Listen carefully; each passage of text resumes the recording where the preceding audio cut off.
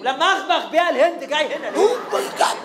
يا سيدي بقى والله ما في خالي غيرك بقى. ماشي والله انت مكذباني، انت مش مصدقني. عم صلاح الميكانيكي انت مش كنت واقف؟ يا عمي مالكش دعوه بيه. الله ده المهرجة الهندي وده المدام. دي المدام؟ ايوه. يا ده راجل هندي بجد؟ ايوه. انا اسف مهرجة، اسف مزيزو. طب وده مين ده؟ ده المترجم الخاص بجناب المهرجة. عشان نفهمه يعني. بس هو من فوق هندي ولابس جزمة السندباد، معرفش ليه. مش فاهماه بصراحة. لا بس شكله مترجم حلو. اهلا بيك جناب المهرجة، احنا اسفين والله. ما هذه الحماقة وسوء التقدير؟ معلش التقدير خسرنا كتير يا ابو عمو. معلش ترجم له. خسرنا كتير يا بنت. هو ترجم له وقال له خسرنا كتير. في مالك جناب المهرجة؟ أين سنجلس سيدتي؟ يعني أهلا بيك في الجزء الخاص بلوكاندا السعادة أكرم 5 ستارز. كيا بولتا.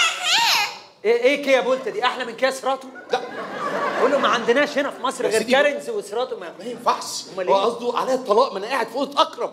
كيا بولتا يعني عليا الطلاق؟ انت هتنفعنا قوي انت مترجم. أما أقول له أمال عايز يقعد فين؟ هتقعد فين يا برنس؟ ثواني هو أنا عاجز؟ انا ايدي دي مقطوعه، مش عارف اقول له هتقعد فين يا برنس. انا بقول لك ترجم له هيفهمني انا. هو كده فاهمك يعني. الله. ايوه هتقعد فين يا برنس؟ اريد ان اجلس في غرفه العم رمضان. ايه؟ اوضه عم رمضان؟ الله ده رزق عم رمضان. مهرجة هندي يقعد عم رمضان. استنى بس هبقى افهمك بعدين. استنى عم رمضان ايه دي؟ اوضه نتنا حضرتك. هو بيحبها هو. ايوه اقول له اشمعنى الاوضه دي؟ ليه يا برنس الاوضه دي؟ لا اللهم صل على النبي بجد يعني. علامه. والله ده خد الكورس في ساعه. انت عارف الريشه دي حاساها الواي فاي اللي بيقولوا تترجمها. مش ممكن يعني. هيغني جورج وسوف بس بقى خلاص. منذ 20 عاما او يزيد. من زمان فحت. هو ده ابتدى الترجمه له منذ 20 عام، قال له من زمان فحت. والله الفيلم ابتدى يعني. ده احنا نقعد بقى نتفرج عليه الفيلم ده. ده لا حول ولا قوه. لا حول ولا قوه. ايه يا حاجه؟ لا ايه بتقعدي على مراحل مشروع بيقعد تقعد كده.